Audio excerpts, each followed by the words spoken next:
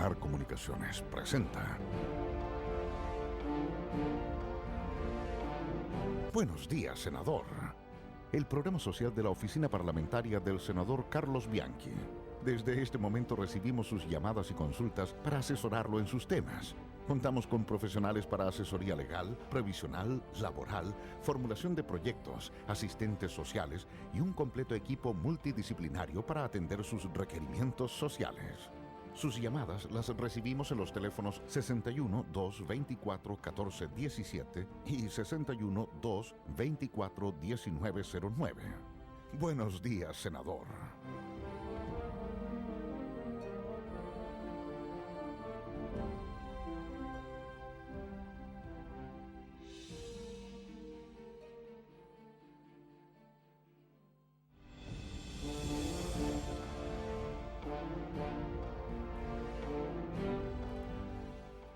Muy bien, amigas, amigos, a esta hora, bajo ese título, Buenos días, senador. Estamos conjuntamente con Radio Soberanía, Radio Presidente Ibáñez, Radio Polar AM y Televisión Polar, para de esta manera sacar adelante lo que estábamos esperando desde hace bastante tiempo. Tiempo, digamos, 2 años, 3 años, ¿pueden ser? Claro, hola Américo, muy buenos días a toda la audiencia hasta ahora de esta cadena regional de emisoras. Por lo menos yo diría 3 años. 3 años. 3 años teniendo una situación particularmente fuerte en la vida, de las que a veces hay que vivir para entender un poco el sentido de la propia vida.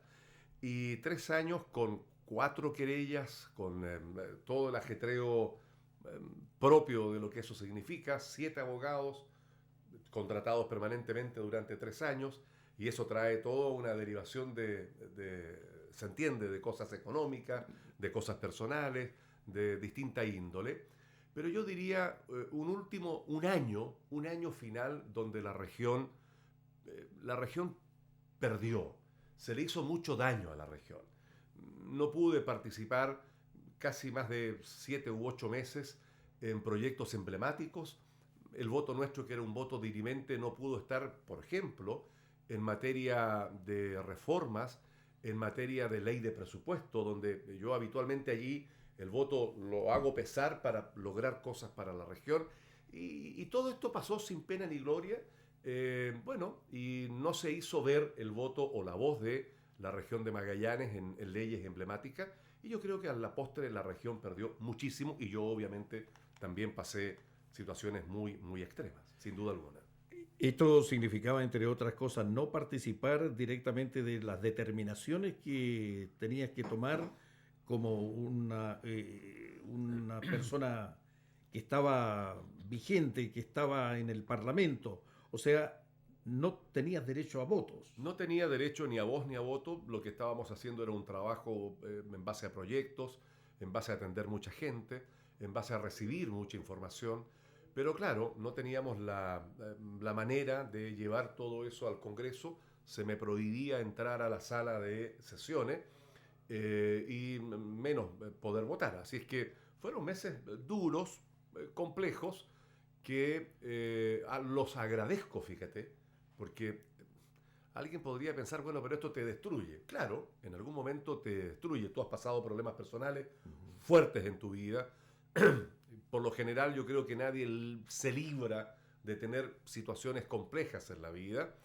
Y hay 2 maneras de tomarla. Una que te destruye y la otra que te de alguna forma permita seguir teniendo una mirada propositiva, no olvidando, por supuesto, todo lo que esto significa, pero sí entendiendo que la vida te permite seguir haciendo cosas, te permite seguir haciendo lo que a uno le gusta, te permite, fundamentalmente, fíjate, honrar el nombre de uno mismo. Yo creo que si algo se intentó con todo lo que se hizo contra mí, fue tratar de afectar absolutamente mi vida, tratar de perjudicarme, tratar de denostarme, de afectar la honra.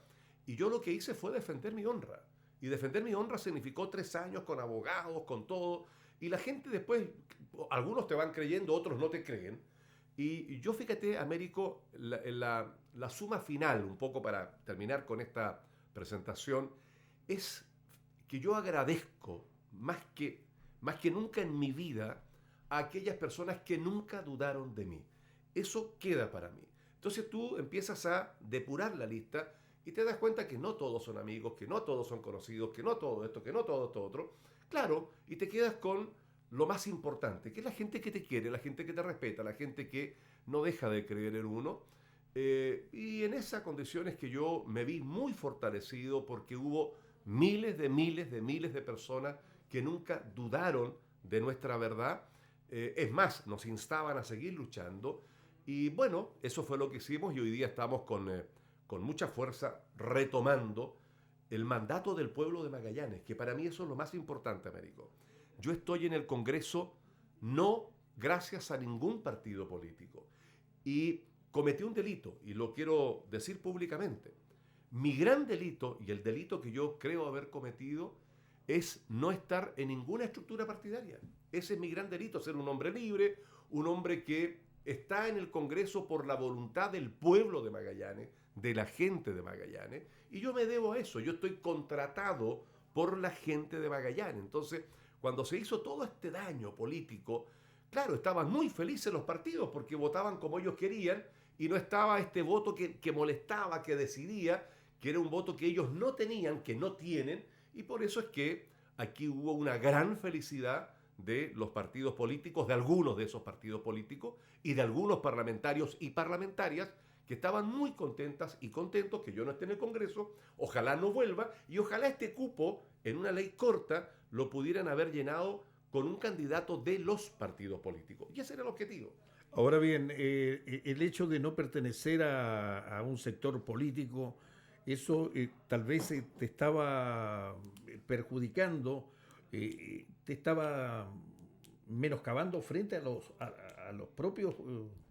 No, lo que pasa es que yo aprendí a nadar en esa piscina de pirañas. O sea, yo aprendí a resguardarme, a nadar en una piscina o en una pecera gigante con muchas pirañas y en el mundo además del canibalismo, porque tú te comes el uno con el otro. Es una cosa terrible. Si uno tuviera que graficarla, uno se da cuenta que al final uno allí está solo. Por lo tanto, yo no estoy dentro de los grupos, eso es verdad. No estoy dentro de estos grupos políticos que entre ellos se resguardan. Todo el país ha visto cómo han habido acciones que son absolutamente repudiables del mundo de la política, que han tenido ingresos indebidos. Yo te agrego algo, Américo, que a lo mejor tú no sabes. El único senador en Chile hoy día en ejercicio que tuvo 0 aportes reservados, 0, soy yo. Al que ninguna empresa le ayudó en nada. O sea, yo veo todo este espectáculo que vemos en Chile hoy día, donde aparecen los políticos ligados a las empresas, y yo digo, bueno, pero yo no estoy en nada de eso. Entonces, ¿por qué a mí se me hizo toda esta persecución?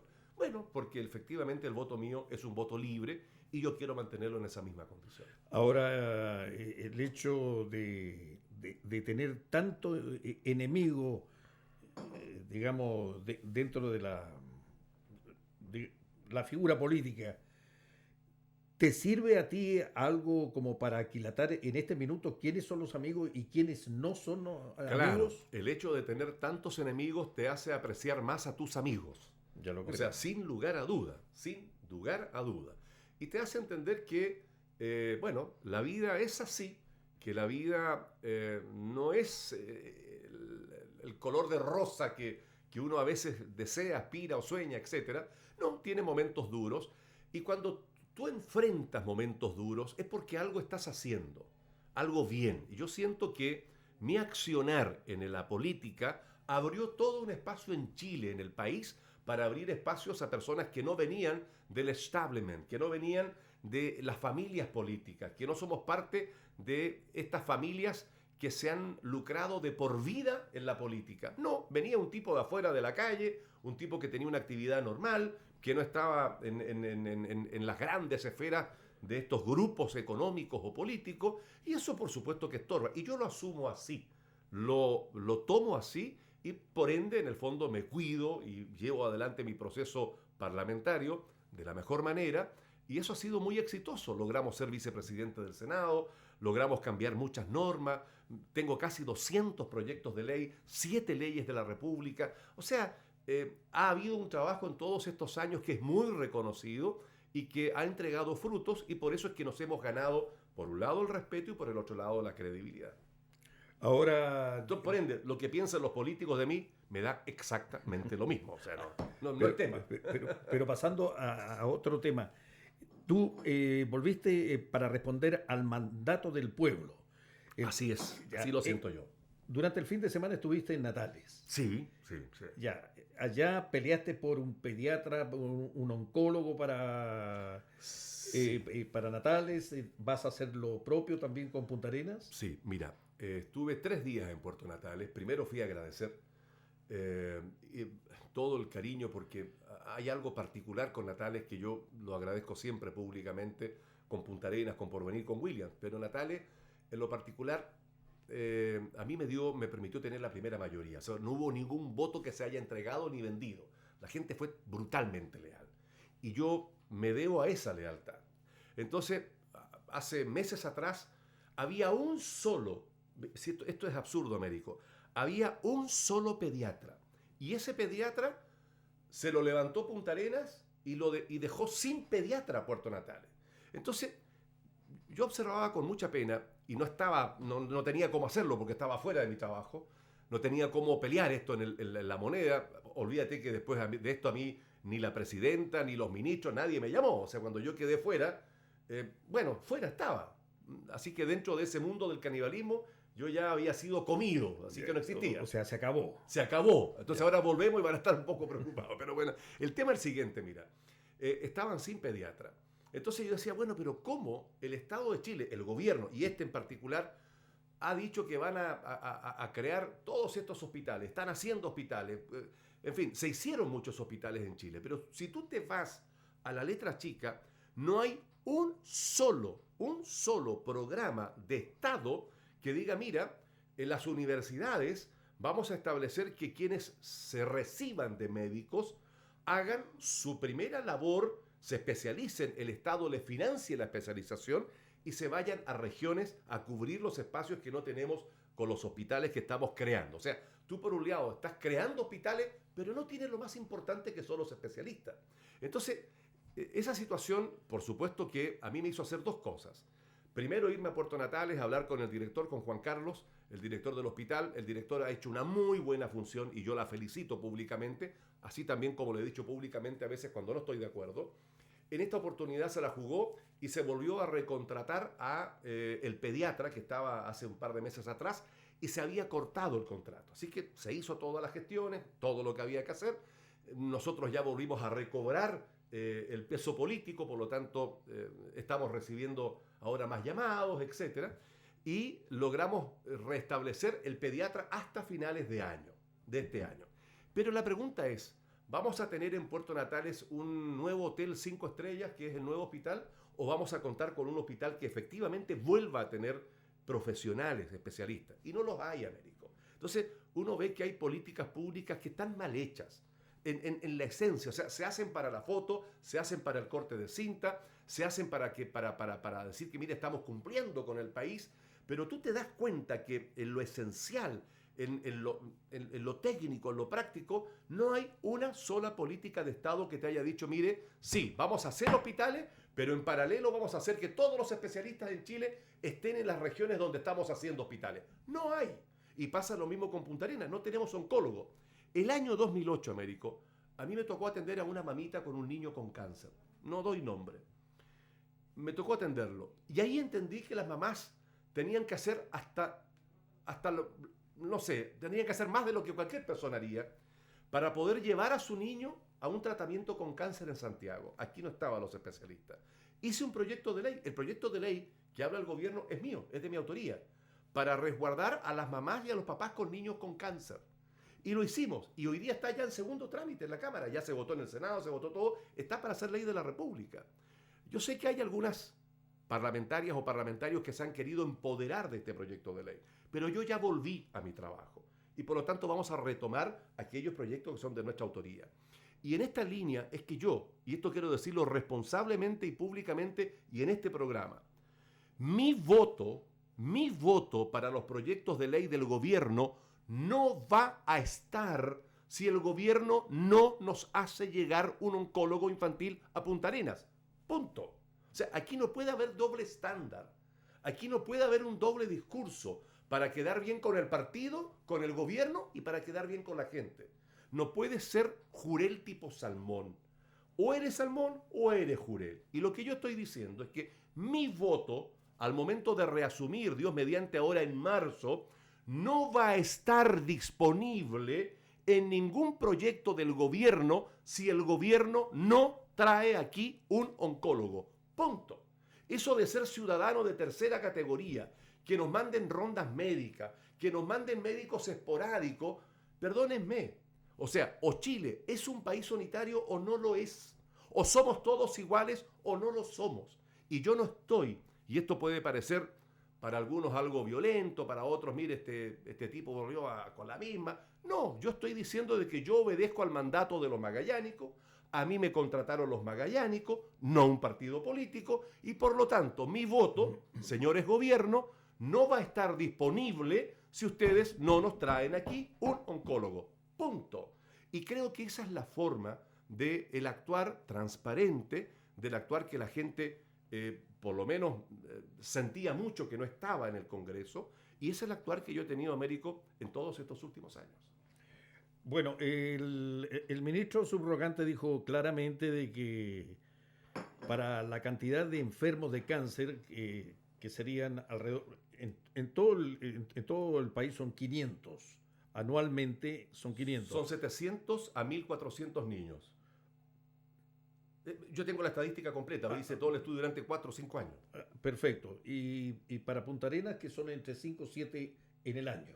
Mira, son 45.000 a 58.000 las personas anuales que tienen cáncer en nuestro país. En los niños menores son entre 700 a 1.400 niños anuales. ¿En el país? En el país. Bueno, puede ser un niño el que tenga cáncer. Da lo mismo, si son 700, 500, 1.000, 1.500, 2.000 o uno. El Estado de Chile, el Estado debe obligarse a entender que la salud no es un beneficio, la salud no es un regalo, la salud no es algo que nos estén dando porque, mire, tenemos misericordia con los magallánicos. No, es un derecho a la vida. Y para eso tú vivas en Williams o vivas en Arica, donde vivas, bueno, el Estado te debe garantizar la atención por igual. Entonces que nos digan que aquí, mire, son solamente 45 niños y por eso no es viable tener un oncólogo, excúseme, esto no es una cosa de negocio, es una cosa de el Estado debe resguardar la situación de vida de las personas que padecen de enfermedades que son enfermedades graves. Bueno, dicho sea de paso, el ministro Barros se extendió con respecto a un oncólogo para la especialidad de infantil. Y por la cantidad de casos era demasiado poco para el ofrecimiento de un oncólogo Claro. en forma permanente. Entonces, pidieron de que el gobierno se ponga las pilas para de una vez por todas solucionar esto. Y con la marcha del fin de semana, más la velatón de días anteriores, es mucho más el apego que hay para este tipo de causas. Yo le quiero decir al ministro subrogante y a la ministra que voy a tener la misma mirada cuando me toque votar proyectos de ley de salud que haya que votar en el Senado.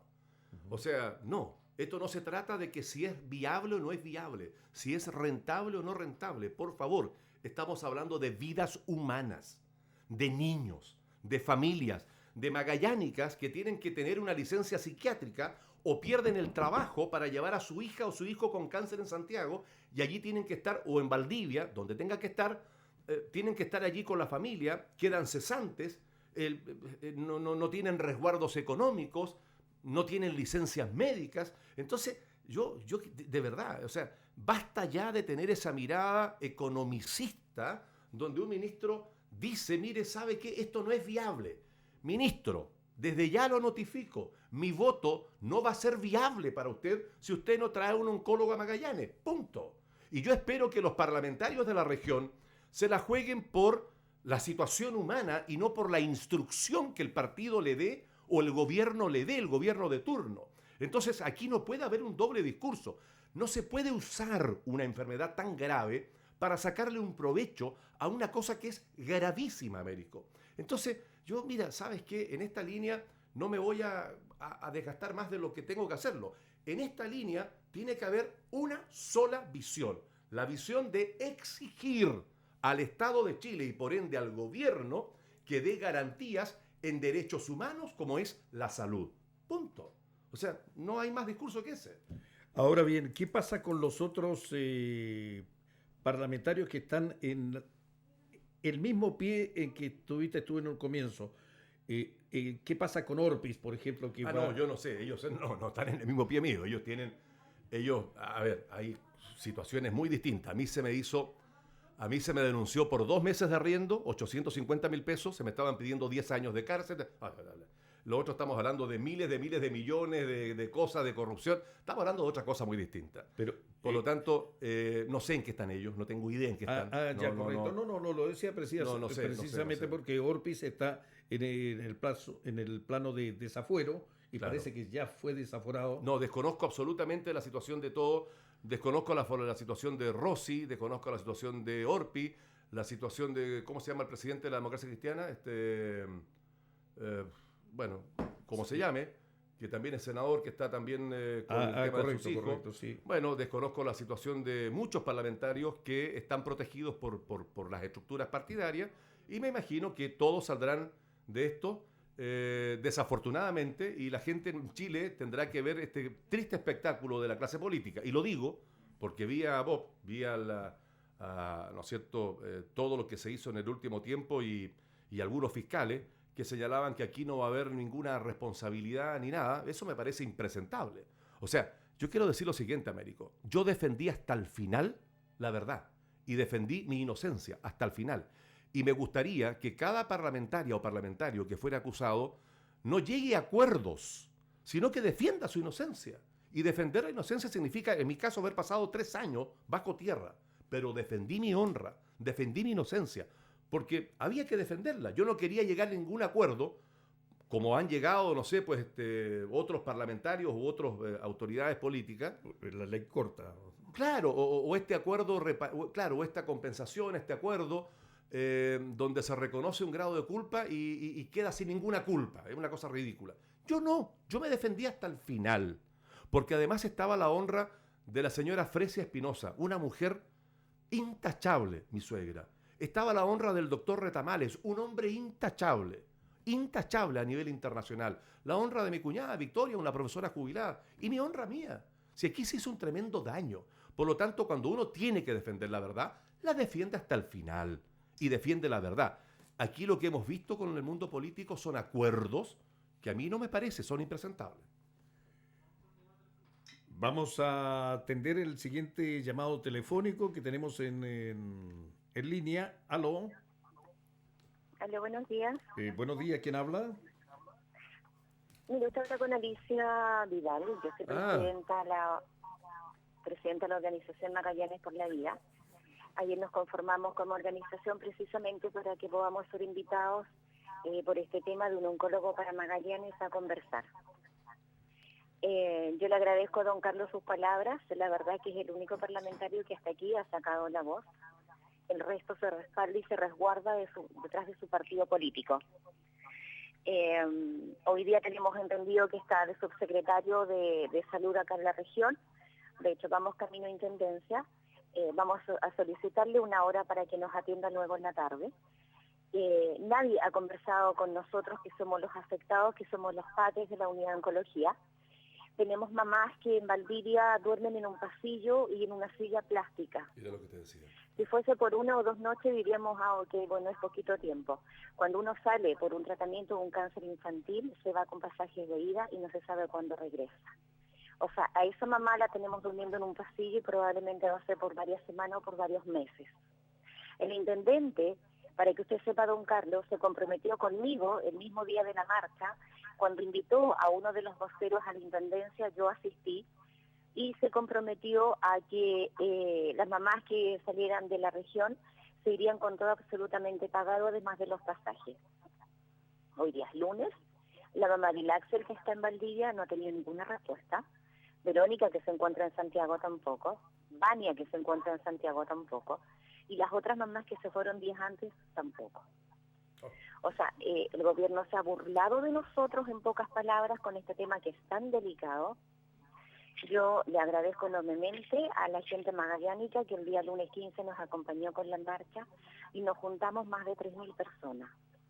Ayer realizamos la marcha, la caravana de autos, donde llegaron más de 350 autos.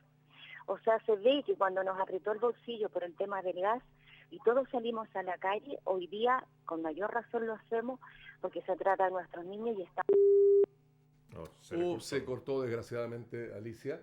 Pero bueno, yo reconozco en Alicia Vidal a una mamá que, a ver, es fuerte decirlo, pero yo hice el proyecto de ley en base a Alicia y a su hijo.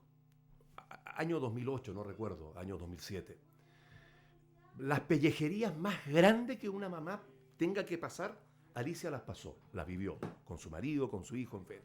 Lo vivió todo.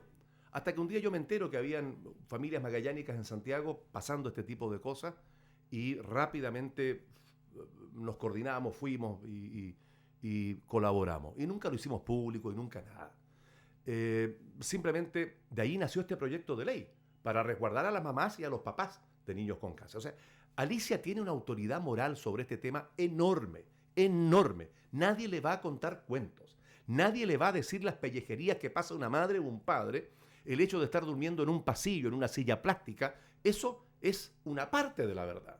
La otra parte es que ni siquiera tienen para comer, quedan cesantes, quedan a la intemperie, a la calle, etcétera, etcétera. Entonces, que vengan las autoridades y se comprometan y luego no cumplan, Américo, es una brutal falta de respeto. Vuelvo a la comunicación. Perfecto, no.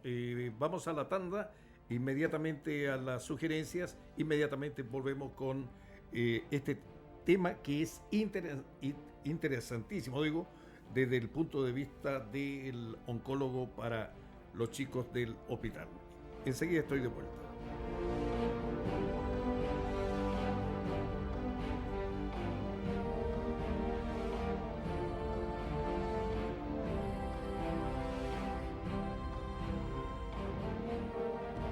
Son las 11 de la mañana, 34 minutos.